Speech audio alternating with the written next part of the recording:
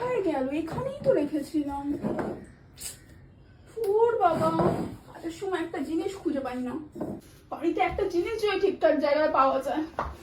কি হয়েছে? চশমাটা খুঁজে পাচ্ছি না। ওর বাবা, তুমি সরো তো। এটা কি? ও, তুমি কি ম্যাজিশিয়ান? মায়েরা সবই জানে।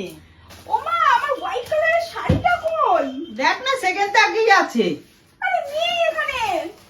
তুই তো কিছুই দেখতে পাস না।